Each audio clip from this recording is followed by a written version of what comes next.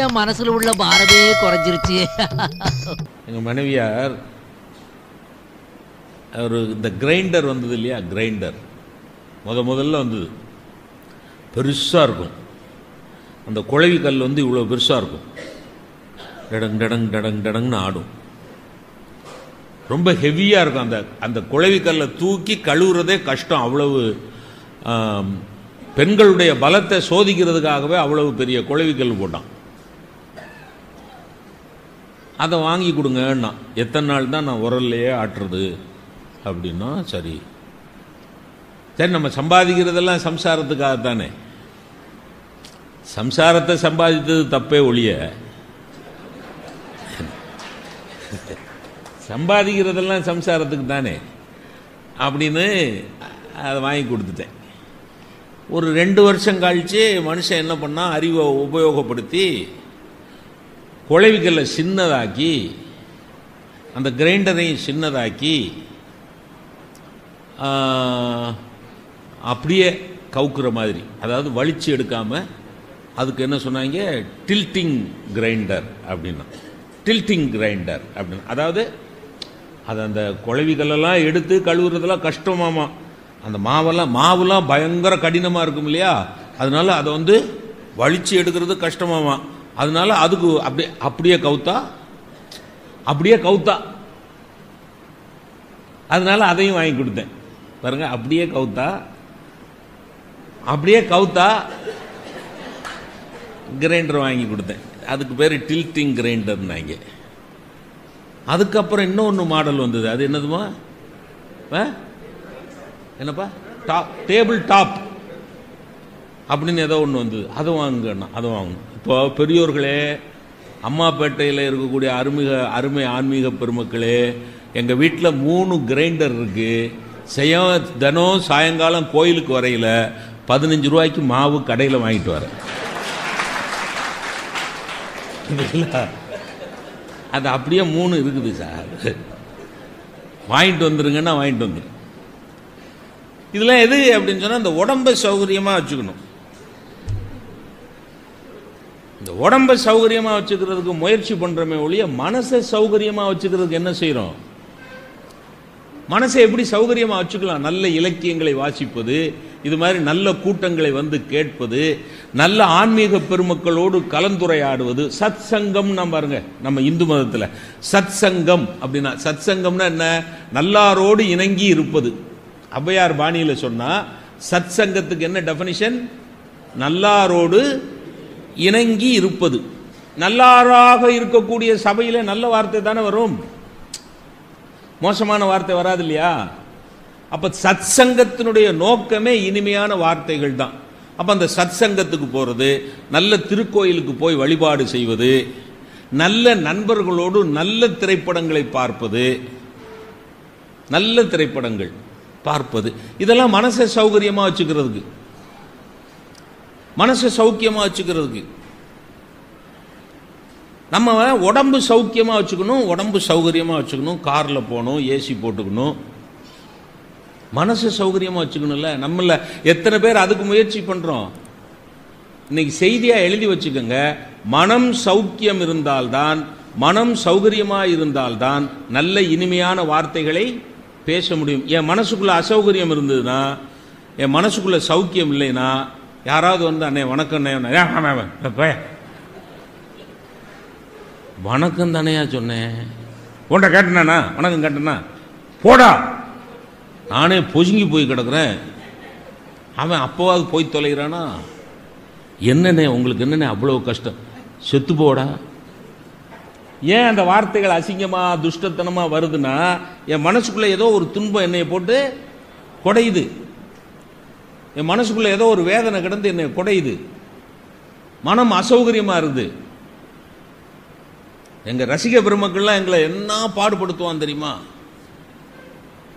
ஒரு தடவை சென்னைக்கு ட்ரெயினில் போயிட்டு இருக்கேன் சார், ராத்திரி 2 மணிக்கு டாய்லெட்டுக்கு போயிட்டு யூரினேட் பண்ணிட்டு சிறுநீர் கழிச்சிட்டு வெளியே வர்றேன். அவன் சிறுநீர் கழிக்கிறதுக்கு வந்தவன், நான் வெளியே வந்தோடனே என்னை பார்த்து, சார் என்ன சார் இங்க இருந்து வர்றீங்க? சிறுநீர் போயிட்டு வரு, இவனை என்ன பண்றது இப்போ? ஏதோ நான் ஜெயில இருந்து வர்ற மாதிரி.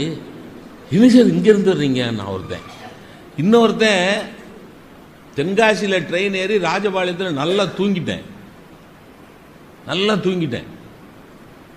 மதுரையில் ஒருத்தன் என் கம்பார்ட்மெண்ட்ல ஏசி கோச்சில் ஏறி நான் இப்படி கை இப்படி வச்சு தூங்கிட்டு இருக்கேன். அப்படியே என்னை பார்த்துருக்கான். நல்லா தூங்கிட்டு இருக்கேன் ஐயா, ஆழமாக தூங்கிட்டேன். அப்படியே உன்னிப்பா பார்த்துட்டு சார் சார் உசுப்பிட்டான். நான் உங்க பேச்சுனா எனக்கு அப்படி பிடிக்கும் சார் அப்படின்னு சொல்லிட்டு, சார் தூங்க sir, sorry sir, sorry for disturbance, தூங்குங்கன்னா அவன் 2 நிமிஷத்தில் தூங்கிட்டான். நான் 2 மணி நேரமா தூங்கலிங்க. இவனையெல்லாம் சகிச்சுக்கணும்னா ஒரே வழி, என் மனசை சௌக்கியமா வச்சுக்கிறது தான், மனசை சௌகரியமா வச்சுக்கிறது. இல்லைன்னா அவன்கிட்ட சண்டைக்கு போயிடுவேன். ஒன்று சொல்றேன், எங்களை மாதிரி பேச்சாளர்களுக்கு கலைஞர்களுக்கெல்லாம் ரசிக பெருமக்களோடு சண்டை போட்டுட்டோன்னு வைங்க, அவ்வளவுதான், நம்ம மார்க்கெட்டையே குலைச்சிருவான். அப்ப மனம் சௌகரியமாக இருந்தால் வாக்கினிலே இனிமை வரும். அவ்வளவுதான். எனக்கு ரொம்ப நேற்றைக்கு கண்ணதாசனுடைய பாடல்ல இருந்து அந்த வரியை எடுத்தோம், மனசை பார்த்துக்க நல்லபடி. இன்னைக்கு பாரதியாருடைய பாடல்ல இருந்து இந்த வரியை எடுத்திருக்கோம். உங்களுக்கு அந்த வரி ஞாபகம் இருக்குன்னு நினைக்கிறேன். மனதில் உறுதி வேண்டும், வாக்கினிலே இனிமை வேண்டும், நினைவு நல்லது வேண்டும், நெருங்கின பொருள் கைப்பட வேண்டும். இதுதான் 4 வரி. இதுல 2வது வரி தான் வாக்கினிலே இனிமை வேண்டும். முதல்ல அவர் எதை சொல்றாரு? மனதில் உறுதி வேண்டும். எனக்கு பாரதியாரை ஏன் பிடிக்கும் தெரியுமா? அவன் ஒருத்தன் தான் அத்தனை அசௌகரியங்களுக்கு மத்தியில் வாழ்ந்து கொண்டு மனசை சௌகரியமா வச்சுக்கிட்ட ஒரே கவிஞன் பாரதி தான். அத்தனை அசௌகரியங்கள், சாப்பாட்டுக்கு வழி கிடையாது, நல்ல துணிமணி கிடையாது சார். என்னமா அவனுக்கு வாட்ச பஞ்சாதி நல்ல பஞ்சாதியா வாச்சதுனால, செல்லம்மா பாரதி வாச்சதுனால அவன் கதை ஓடிச்சு. இல்லைன்னா பாரதி கதை கந்தலா இருக்கும். அந்த அம்மா பொண்ணு போல இருந்ததுனால சரியா போயிடுது. அத்தனை சென்னைக்கும் புதுச்சேரிக்கும் ஷண்டிங் அடிக்கிறாங்க. இங்க இருந்தா பிரிட்டிஷ் போலீஸ்காரன் அரெஸ்ட் பண்ணிடுவான்னு சொல்லி புதுச்சேரிக்கு போய் தஞ்சம் அடைஞ்சிருக்கிறான். நல்ல சாப்பாடு கிடையாது, நல்ல துணிமணி கிடையாது. அவன் ஜாதிக்காரனே அவனை விலைக்கு வைக்கிறான். ஏன்னா அவன் புரட்சிகரமா சிந்திக்கிறான். கழுதையை தூக்கி தோள்ல போட்டுக்கிட்டு அக்ரஹாரத்துக்குள்ள வர்றான். பாப்பானை ஐயர் என்ற காலமும் போச்சேன்னு பாட்டு பாடுறான். விடுவானா? பாப்பானை ஐயர் என்ற காலமும் போச்சே. இங்க பாருங்க, அவன் பிராமணர்களுக்கு விரோதமாக அந்த பாடலை பாடவில்லை. நல்லா கவனம் வச்சுக்கோங்க. தயவு செய்து பாரதியாரை தவறாக புரிந்து கொள்ளாதீர்கள். பார்ப்பானை ஐயர் என்ற காலமும் போச்சேன்னு பாடின பாரதி தான் ஜாதி மதங்களை பாரோம், உயர் ஜென்மம் இத்தேசத்தில் எய்தினராயின் வேதியராயினும் ஒன்றே அன்றி வேறு குலத்தவராயினும் ஒன்றேன்னு பாடினவன். அவன் ஜாதியம் பேசல. நான் பார்ப்பன ஜாதி, நான் உயர்ந்த ஜாதி, அதனால நீ என்னை ஐயர்னு தான் கூப்பிடணும்னு சொல்ற மனோபாவம் இருக்குது பாருங்க, மனநிலை. அந்த மனநிலையை தான் அவன் கொஸ்டின் பண்றான். பார்ப்பானை ஐயர் என்ற காலமும் போச்சேன்னு விட்டு வைப்பானா? ஜாதி பிரஷ்டம் பண்ணுவான். இவ்வளவு அசௌகரியங்களுக்கு மத்தியில் பாரதியார் வாழ்றார். ஆனா அவர் வாயிலிருந்து வந்த வார்த்தைகள் எல்லாம் இனிமையான வார்த்தைகள். இத்தனை கஷ்டங்களுக்கு மத்தியில எத்தனை கோடி இன்பம் வைத்தாய் எங்கள் இறைவான்னு பாடுறாயா. முடியுமா? நம்மளால கற்பனை பண்ண முடியுமா? இன்பங்களே இல்லாத ஒரு வாழ்க்கையை வாழ்ந்து கொண்டு எத்தனை கோடி இன்பம் வைத்தாய் எங்கள் இறைவா, நன்றி சொல்றான். இன்று புதிதாய் பிறந்தோம் என்ற எண்ணம் அதை திண்ணமுறை வளர்த்து கொண்டு தின்று விளையாடி இன்புற்று இருந்து வாழ்வீர். யார் பாடுறா? இன்பம்னா என்னன்னே தெரியாத பாரதி, துன்பங்களுக்கு மத்தியில் உழன்று கொண்டிருந்த பாரதி சொல்றார் தின்று விளையாடி. எதுக்கு வழி இல்லை அவனுக்கு, ஆனா அவன் சொல்றான் கவிதையில, தின்று விளையாடி இன்புற்று இருந்து வாழ்வீர். இருந்து வாழ்வீருக்கு கவிதைக்கு அர்த்தம் என்ன தெரியுமா? இறந்த பிறகும் இருப்பாயின்னு அர்த்தம். இருந்து இப்ப நாம எல்லாம் இருந்து வாழ்வீர் கிடையாது. நகுலன்னு ஒரு புது கவிஞர் தான் எழுதினார், அருமையா எழுதினார். இருப்பதற்காகத்தான் வருகிறோம், ஆனால் இல்லாமல் போகிறோம். நமக்கு இறந்தாச்சுன்னா நம்மளை யாருமே நினைக்க போறதில்லை. பேரினை மாற்றி பிணமென்று பெயரிட்டு சூரையம் காட்டிலே கொண்டு போய் சுட்டிட்டு, பேரினை மாற்றி ஊரலாம் கூடி ஒலிக்க அழுதிட்டு பேரினை மாற்றி பிணமென்று பெயரிட்டு சூரையம் காட்டிலே கொண்டு போய் சுட்டிட்டு நீரினில் மூழ்கி நினைப்பொழிந்தாரே. இவ்வளவுதான் வாழ்க்கை. நம்ம போயிட்டோம், இறந்துட்டோம், மூச்சு நின்று போச்சு அப்படின்னா body. M Ramachandran MA MPhil Palaniappa ஐயாட்ட நல்ல பேர் வாங்கின பேச்சாளர். மார்கழி பெருவிழால பேசுவாரே, அந்த பேச்சாளரை எப்ப எடுக்க போறீங்கன்னு கேட்க மாட்டான். அப்படியா கேட்பான்? சார் எப்போ பாடியை டிஸ்போஸ் பண்றீங்க? அது டிஸ்போஸ் எதையா டிஸ்போஸ் பண்ணுவோம்? குப்பையத்தான் டிஸ்போஸ் பண்ணுவோம். ஆங்கிலம் அறிந்தவர்களுக்கு தெரியும், குப்பையத்தான் டிஸ்போஸ் பண்ணுவோம். எப்போ பாடியை டிஸ்போஸ் பண்ண போறீங்க? அந்த குளத்தங்கரையிலே ஆத்தங்கரையில தண்ணியில முங்கி எழுந்திருச்சானா நம்ம நினைப்பு போச்சு. அதோட நீரினில் மூழ்கி நினைப்பொழிந்தாரே. அவ்வளவுதான் உலகம் நம்மளை நினைவுல வச்சுக்க போறது. பாரதி சொல்றான், தின்று விளையாடி இன்புற்று இருந்து வாழ்வீர். மறைமலையடிகள் மரணமிலா பெருவாழ்வுன்னு ஒரு புத்தகம் எழுதியிருக்கிறார். அந்த டைட்டில் அவருக்கு எங்க கிடைச்சது? வள்ளலார் சாமிகிட்ட இருந்து கிடைச்சது. மரணமிலா பெருவாழ்வு வாழ்ந்திடலாம் கண்டீர். அந்த மரணமிலா பெருவாழ்வு கிடைக்கணும்னா அதுக்கு அடிப்படை மனசௌகரியம். மனசௌகரியம் மனசௌகரியம் இருந்தால் வாக்கினில் இனிமை, வாக்கினில் இனிமை இருந்தால் உலகத்தில் நல்ல பெயர், உலகத்தில் புகழ். புகழ் பெற்ற எந்த மனிதனுக்கும் மரணம் கிடையாது. இதான் அந்த லாஜிக், தர்க்கம்.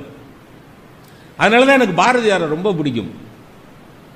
அசௌகரியங்களுக்கு மத்தியிலே மனசை சௌகரியமா வச்சுக்கிட்டு அழகழகான கவிதைகளை முத்து முத்தா கொடுத்த ஒரே கவிஞன் மகாகவி பாரதி. அவன் எழுதின வரிதான் இது.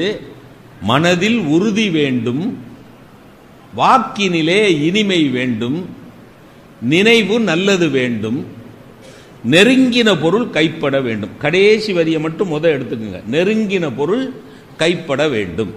அப்படின்னா நம்ம எல்லாருக்கும் வாழ்க்கையில என்ன ஆசை? இப்போ ஒரு பையனுக்கு ஒரு பொண்ணை பிடிச்சிருக்கு, காதலிக்கிறான், தினம் சந்திக்கிறான். அவன் மனசுக்குள்ள என்ன தோணும்? எப்படியாவது இவளை நம்ம மனைவி ஆக்கிக்கணும், அப்படித்தானே தோணும். நெருங்கின பொருள் கைப்பட வேணும். சினிமாவில் காட்டுற காதல்லாம் காதலே கிடையாது. அதை பார்த்துட்டு எங்கள் பயலுவோ அதை அடிப்படையாக வச்சுக்கிட்டு கவிதையெல்லாம் எழுதி ஆண்டு மலரில் போடுன்னு கொண்டாந்து கொடுக்குறான். எங்கள் மாணவர்களிடம் தமிழ் கவிதைகள் வரவேற்கப்படுகின்றனன்னு நோட்டீஸ் அனுப்பிச்சோம்னா 15 பையன் கவிதை கொண்டாந்தா 15 காதல் கவிதையாக தான் இருக்கு. ஒரு பையன் கூட சமூக உணர்வை எழுத மாட்டேங்கிறான். அவனுக்கு சமூக உணர்வே இல்லை. இன்னைக்கு எல்லாம் காதல் கவிதை தான். ஒருத்தன் எழுதி கொண்டாந்துருக்கான், மார்கழி மாதம், இந்த மாதம் மார்கழி மாதம் எல்லா வீட்டு வாசல்களிலும் கோலம் போட்டு பூ வைப்பார்கள். அது என்ன, இந்த வீட்டு வாசலில் மட்டும் பூவே கோலம் போடுகிறது? செத்து சுண்ணாம்பா போயிட்டேன். எப்படி அவன் கவிதை எழுதியிருக்கான் பாருங்க. எல்லா வீட்டு வாசல்களிலும் கோலம் போட்டு பூ வைப்பார்கள். அது என்ன ஆச்சரியம், இந்த வீட்டில் மட்டும் பூவே கோலம் போடுகிறது? பொங்கல் அன்னைக்கு அவன் அத்தை மக கரும்பு தின்னுகிட்டு இருக்காளாம். ஒருத்தன் எழுதி கொண்டாந்துருக்கான். அவன் அத்தை மக ஒருத்தி வந்திருக்கா, பொங்கல் அன்னைக்கு வந்துட்டாள் ஐயா. இவன் பொங்கணுங்கிறதுக்காகவே அவன் வந்திருக்கிறா. வந்துட்டான். இவன் எழுதுறான், இது என்ன, கரும்பே கரும்பு திங்கிறது. இவெல்லாம் உருப்படுவான்னு நினைக்கிறீங்களா? இது என்ன கரும்பே கரும்பு திங்கிறது அப்படிங்கிறான் ஒருத்தன். இன்னொருத்தன் அடியே பரிமளா பேர்லாம் சொல்லி, உன்னிடம் நான் என்ன சொன்னேன், உன்னை காதலிப்பதாகத்தானே சொன்னேன், அதற்காக ஏனடி காலில் கிடந்ததை எடுத்து காண்பித்தாய். செருப்பை கழட்டி காமிச்சிருக்கா. இவன் போய் ஐ லவ் யூன்னு சொல்லியிருக்கா. சொன்ன உடனே செருப்பை கழட்டி அதுக்கு கவிதை எழுதியிருக்காயா. கண்ணே பரிமளா உன்னிடத்தில் நான் என்ன அடி சொன்னேன், உன்னை காதலிப்பதாகத்தானே சொன்னேன், அதற்காக ஏனடி காலில் கிடந்ததை எடுத்து காண்பித்தாய். ஓஹோ செருப்பும் காதலின் சின்னம் தானே. எங்கேயாவது இப்படி கவிதை கேட்டிருக்கீங்களா? செருப்ப காதல் சின்னம்னு எவனாவது இதுவரைக்கும் எந்த கவிஞனாவது சொல்லியிருக்கானா? அன்னப்பச்சியை சொல்லியிருக்கான், ரோஜா பூவை சொல்லியிருக்கான், தாமரை பூவை சொல்லியிருக்கான், நிலவை சொல்லியிருக்கான். செருப்பும் காதலின் சின்னம் தானே. அடுத்து எழுதுனா பாருங்க, என் பையன் என்கிட்ட படிச்ச பையன்ல, என்கிட்ட படிச்ச பையன்ல. அப்புறம் அவன் எப்படி எழுதுவான்? செருப்பும் காதலின் சின்னம் தானே, ஒன்றை பிரிந்தால் இன்னொன்று வாழ முடியாதல்லவா.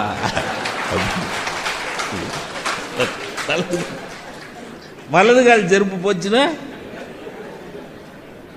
இடது கால் செருப்பு மட்டும் என்ன பண்றது? பெரியார் தான் சொல்லுவாராம், பெரியார் ராமசாமி சொல்லுவாராம், அப்பா செருப்பு எறிகிறவன்லாம் ஒரு செருப்பு எரியாதியப்பா,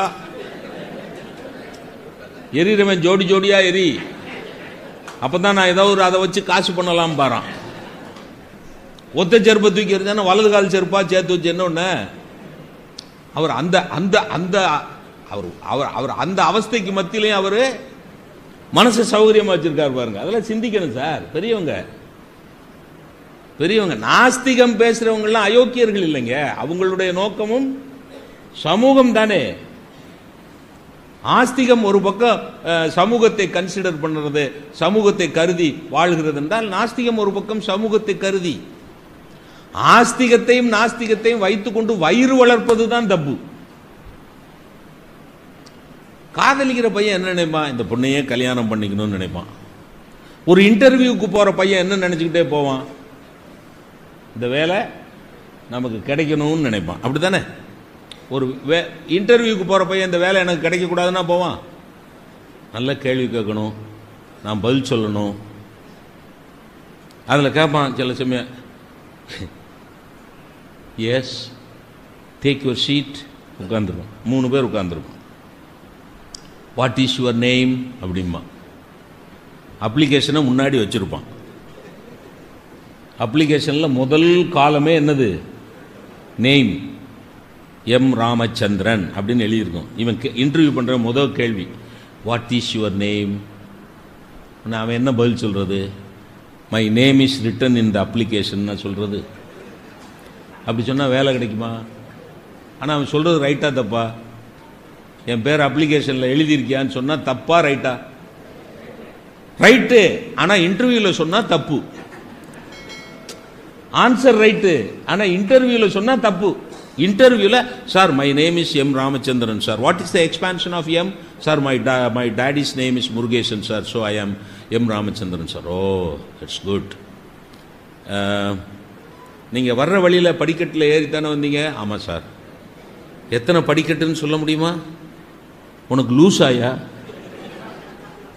இன்டர்வியூக்கு வர்ற அவசரத்தில் வேக வேகமாக ஏறி வருவனா படிக்கட்டை எண்ணிக்கிட்டு இருப்பனா? லூசு மாதிரி கேட்குற? அப்படியா கேட்கறது? சும்மா குத்து மதிப்பா 35 படிக்கட்டுன்னு அடிக்கணும். அவன் அதைத்தாங்க சோதிக்கிறான். எடக்கு மடக்கா கேட்டாலும் கோபப்படாம பதில் சொல்றானாங்கிறத தான் அவன் சோதிக்கிறான். இன்டர்வியூக்கு போற பையனுக்கு என்ன தோணும்? இந்த வேலை கிடைக்கணும்னு தோணும். வேலை கிடைச்ச பையனுக்கு என்ன தோணும்? நல்ல சம்பளம் ஃபிக்ஸ் பண்ணணும்னு தோணும். நல்ல சம்பளம் கிடைக்கிற பையனுக்கு என்ன தோணும்? பையனுக்கோ பொண்ணுக்கோ வருஷம் இன்க்ரீ. அப்ப நம்ம நினைக்கிறதெல்லாம் நடக்கிறது தான் நமக்கு திருப்தி. நெருங்கின பொருள் கைப்பட வேண்டும். நெருங்கின பொருள் கைப்பட வேண்டும். இந்த நெருங்கின பொருள் கைப்படுவதற்கு 3 முக்கியமான தேவைகள் வேணும்னா பாரதி. நம்ம நினைச்சபடி நடக்கணும்னா 3 முக்கியமானது தேவை. என்னது? நம்பர் 1, மனதில் உறுதி வேணும். Strong mind. மனதில் உறுதி வேண்டும். Strong mind. வாக்கினிலே இனிமை வேண்டும், ஸ்வீட் வேர்ட்ஸ். நினைவு நல்லது வேண்டும், நோபல் தாட்ஸ். நல்ல அழுத்தமான திடகாத்திரமான மனசு, இனிமையான வாக்கு, உன்னதமான சிந்தனைகள், இந்த மூணும் இருந்தால் நெருங்கின பொருள் கைப்படும். அதான் அர்த்தம். நம்ம நினைச்சபடி நடக்கணும்னா, நம்ம கைக்கு எட்டினதெல்லாம் வாய்க்கும் எட்டணும்னா, அதுக்கு அடிப்படையான 3 ரிக்வயர்மெண்ட்ஸ், 3 தேவைகளில் ஒன்று வாக்கினிலே இனிமை வேண்டும். இந்த வாக்குங்கிறதுக்கு என்ன அர்த்தம்?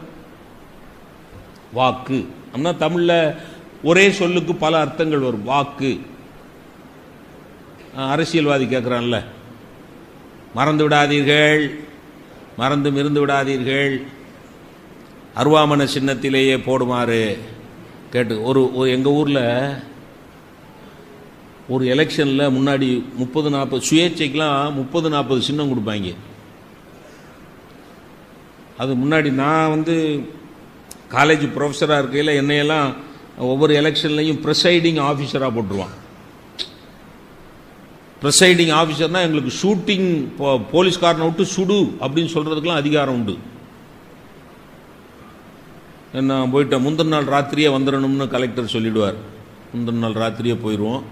எலெக்ஷன் பூத்து பார்த்தீங்கன்னா ஒரு பாடாவதி பள்ளிக்கூடத்தில் வச்சுருப்பாங்க. ஜனநாயக செழுமையை காட்டுறதுக்காக பாடாவதி பள்ளிக்கூடத்தில் வச்சுருப்பாங்க. கூரையெல்லாம் ஒளிக்கிட்டு இருக்கிற மாதிரி இருக்கும். அதில் 2 பேர் நிற்பாங்க, எங்களுக்கு செக்யூரிட்டி.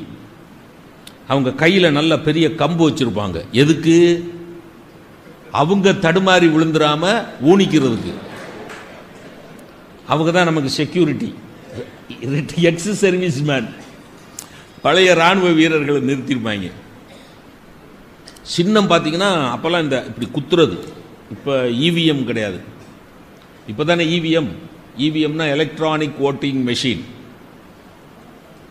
என் ஃப்ரெண்டு ஒருத்தன் கேட்டான், மாப்பிள்ள ஏடிஎம்முக்கு இவிஎம்முக்கு என்னடா வித்தியாசம்னா, ஏடிஎம் தெரியுதுல, இந்த கார்டு போட்டு பணம் எடுக்கிறோம்ல, அது ஏடிஎம்முக்கும் இவிஎம்முக்கும் என்னடா வித்தியாசம்னா, எனக்கு தெரியலையே மாப்பிள்ளன்னு. அவன் சொன்னா,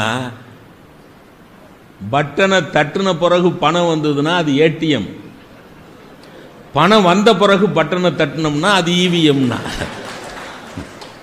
எப்படி?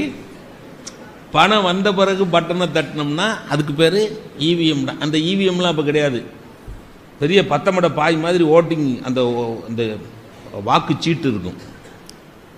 நான் ப்ரிசைடிங் ஆஃபீஸர் உட்கார்ந்துருக்கேன். ஒரு 85 வயசு பாட்டி வந்தா, சின்ன குக்கிராமத்தில் ஒரு பாட்டி வந்தா. போலிங் ஆஃபீஸர் நம்பர் 1 அவர் இந்த மை வைப்பார். அப்புறம் பார்த்தா போலிங் ஆஃபீஸர் நம்பர் 2 ஒரு பெரிய லிஸ்ட் வச்சுருப்பார், ஓட்டர்ஸ் லிஸ்ட். அவர் கேட்குறாரு, பாட்டி உன் பேர் என்ன அப்படிங்கிறார். அந்த வாக்கினிலே இனிமே அன்னைக்கு தான் எனக்கு பாட்டி விளக்கம் சொன்னான். பாட்டி உன் பேர் என்ன? அந்த பாட்டி சொல்கிறா, கிராமத்து பாட்டி, நீ கையில் வச்சிருக்கீங்களப்பா பேப்பரு, அதில் இருக்கும் பாரு. உண்மைதானது பாட்டி? இதில் இருக்கும் பாட்டி, நீ சொன்னா தானே எங்கே இருக்குன்னு பார்க்க முடியும். நான் சொன்னா தான் பார்ப்பேனா? நீ என்ன ஆஃபீஸரு? நீயா கண்டுபிடிக்க வேண்டாம். அவனுக்கு கொஞ்சம் கொஞ்சமாக உஷ்ணம் ஏறுது. யாருக்கு? போலிங் ஆஃபீஸர் நம்பர் 2க்கு.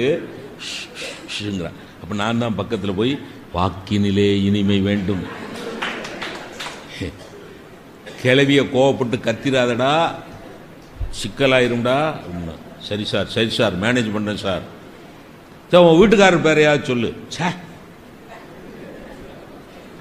நல்ல பொம்பளை வீட்டுக்காரர் பேரை சொல்லுவாரா? அடுத்தாப்புல நிற்கிற பக்கத்து தெருக்காரன், அடுத்தாப்புல வரிசையில் வெளியில் நிற்கிறவன் பக்கத்து தெருக்காரன். அவன் அங்கேருந்து வாசல்லேருந்து, சார் அவங்க வீட்டுக்காரர் பேர் பிச்சைமூர்த்தி சார். ஆமா, உன் வீட்டுக்காரர் பிச்சைமூர்த்தியா? ஆமா, எங்கள் ஊரில் அந்த நாயை அப்படித்தான் கூப்பிடுவாங்கன்னு. புருஷன் பேரை சொல்ல மாட்டாளா? புருஷன் பேரை பிச்சைமூர்த்தின்னு சொல்ல மாட்டாளாமா. பிச்சைமூர்த்தி அவன் புருஷன் பேர். ஆமா, அந்த நாயை அப்படித்தான் கூப்பிடுவாங்க அப்படின்னா. கடைசி ஓட்டுச்சீட்டை எப்படியோ பார்த்து கண்டுபிடிச்சு, உன் பேர் காளியம்மாவா? ஆமான்னு கண்டுபிடிச்சு ஓட்டுச்சீட்டை கொடுத்தா, அந்த கான்ஃபிடென்ஷியல் பூத், அந்த மறைப்புக்குள்ளே போய் நின்றுட்டு வரமாட்டேங்கிறாயா. 10 நிமிஷம் ஆச்சு, 15 நிமிஷம் ஆச்சு, 20 நிமிஷம் ஆச்சு, வெளியே வர மாட்டேங்கிறா. என் போலிங் ஆஃபீஸர்ஸ்லாம் என்கிட்ட கேட்குறாங்க, சார் ஏதோ டெமோக்ராட்டிக் டெத்து நடந்துட்ட மாதிரி இருக்குது சார், உள்ளுக்கே போய் ஓட்டுச்சீட்லேயே மண்டையை போட்டாலோ என்னளவோ தெரியலையே சார், எட்டி பாருங்கன்னா. மற்றவங்களாம் எட்டி பார்க்கக்கூடாது, நான் தான் ப்ரிசைடிங் ஆஃபீஸர் தான் எட்டி பார்க்கலாம். அப்படி எட்டி பார்த்தா அந்த பாய் மாதிரி இருக்கிற ஓட்டுச்சீட்டை விரித்து வச்சுக்கிட்டு அப்படி சீலை பிடிச்சிக்கிட்டே நிற்கிறாயா. நான் மெதுவா, பாட்டி குத்திட்டியா குத்திட்டியா, நிறைய கியூ நிற்கிது பாட்டி, சீக்கிரம் வா, குத்திட்டியா அப்படின்னு திரும்பி, ஏன் வேன்னு கத்துற, யார் என்ன ஏன் வேன்னு கத்துற, 35 சின்ன இருக்கு, 34 குத்தி இருக்கேன், இன்னொன்று குத்தணும் இல்லைன்னா. ஓட்டு போட்டா இல்லை, போடாட்டி இல்லை. அந்த சீட்டுக்கு பேர் என்ன, அந்த சீட்டுக்கு பேர் என்ன, வாக்குச்சீட்டு. அது வேற வாக்கு.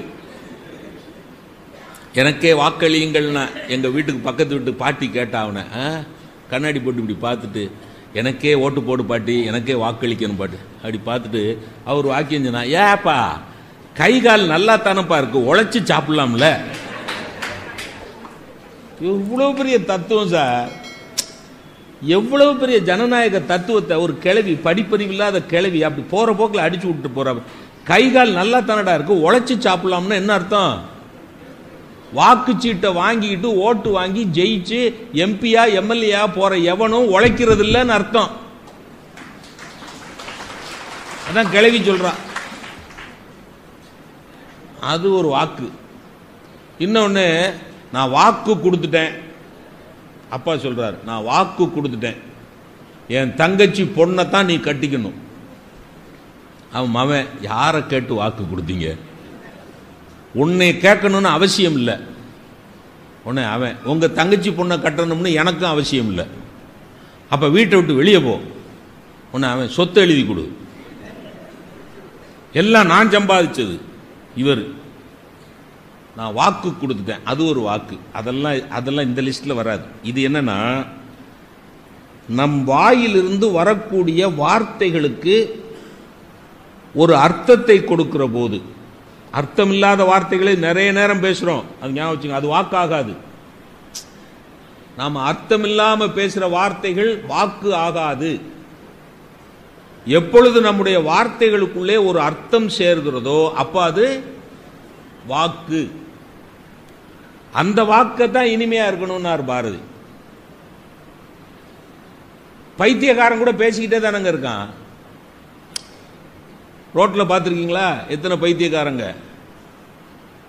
எங்களையே பல பேர் பைத்தியக்காரங்க தான் சொல்றான். மேடையில் பேசுறாரு, அவங்க கீழே பேசுறாங்க, பேசிக்கிட்டே தான் இருக்கான். பேசுறதெல்லாம் வாக்காகாது. ஆங்கில ஆசிரியன் அப்படிங்கிறதுனால உங்களுக்கு ஒரு சூட்சுமம் சொல்லி தர்றேன். ஆங்கிலத்தில் ஸ்பீக் அப்படின்னு ஒரு வார்த்தை இருக்கு, SAY சே அப்படின்னு ஒரு வார்த்தை இருக்கு. தமிழ்ல சொன்னா பேசுவது சொல்லுவது, பேசுவது சொல்லுவது. இது ரெண்டும் வேற வேறையா ஒண்ணுதானா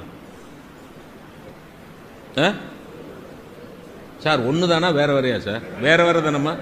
பேசுவது வேற, சொல்லுவது வேற. ஏன்னா எதுவுமே சொல்லாம நம்மளால அரை மணி நேரம் கூட பேச முடியும். விளங்குதா என்ன சொல்றேன்னு? இல்ல, முடிஞ்ச வரைக்கும் நான் குழப்பிட்டேன்னா நீங்க ஒரு தெளிவு பெறுவீங்க, அதுக்காக தான். பேசுறவனெல்லாம் ஏதாவது சொல்றானா? இல்லைங்க, பேசிக்கிட்டே இருக்கான். இந்த அரசியல்வாதியே பேசுற பேச்சுக்களை கேளுங்க. நான் ஒரு கூட்டம் கேட்டேன், எலெக்ஷன் கூட்டம் தான், தேர்தல் கூட்டம். ஒருத்தர் பேசுறான், பெரியோர்களே தாய்மார்களே, அதாவது இந்த தலைவர் வர்றதுக்கு முன்னாடி இந்த உதிரி பயலுலையா பேச சொல்லுவாங்க. இந்த அல்லக்கை இருப்பான் பார்த்தீங்களா, அந்த அல்லக்கையெல்லாம் விட்டு பேச சொல்லுவாங்க. அவனுக்கு ஒரு 10 பேர் வந்து துண்டு போடுவாங்க.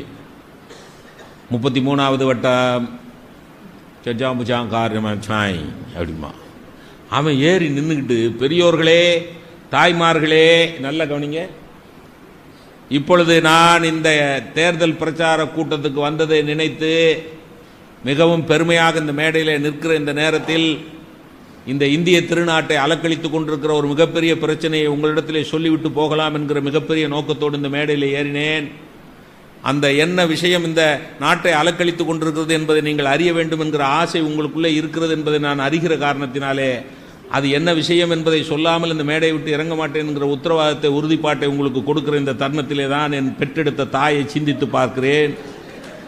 என் பெற்ற தாயை சிந்தித்து பார்க்கிற போது என் தாயை கொடுமைப்படுத்திய தகப்பனையும் சிந்தித்து பார்த்துக்கிறேன். என் தாயையும் தகப்பனையும் சிந்தித்து பார்க்கிற போதுதான் என்னுடைய தானை தலைவன் என்னுடைய சிந்தனைக்கு வருகிறான்.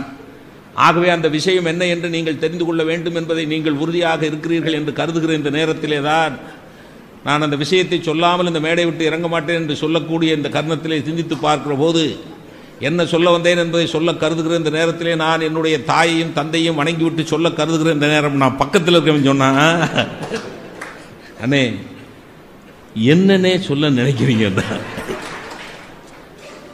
அவனை பார்த்துட்டு சொல்றான், இவன் இலை என்ன சொல்றதுன்னு தெரிஞ்சா தான் சொல்லிவிடுவோம். இல்லை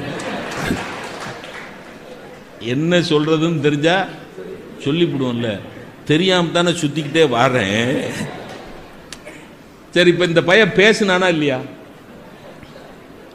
சார்? இந்த பையன் பேசினானா இல்லையா? பேசினான்ல சார், பேசினா. ஆனா ஒண்ணுமே சொல்லல. அப்ப பேசுறதெல்லாம் வாக்கு கிடையாது. எது வாக்கு? சொல்றது தான் வாக்கு. டெஃபினிஷன் புரியுதா? அது முக்கியம். புரியும். ஒரு தலைப்பை புரிஞ்சுக்கிட்டு தான் பேச்சை கேட்கணும். தலைப்பை புரியாம பேச்சு கேட்கக்கூடாது. பேசுறதெல்லாம் வாக்கு கிடையாது. ஏன்னா பைத்தியக்காரன் பேசுறான், காதலன் லூசு மாதிரியே பேசுறான். பைத்தியக்காரன் பேசுறது வாக்கு கிடையாது. ஆனா அபிராமி பட்டர் பைத்திய மாதிரி பேசுறது வாக்கு. எங்க வாக்கியத்தை புரிஞ்சுக்க. பைத்தியக்காரன் பேசுறது வாக்கு கிடையாது. ஆனா அபிராமி பட்டர் பைத்தியக்கார மாதிரி பேசினா அது வாக்கு. புரியுதாங்க நான் சொல்ற பாயிண்ட்?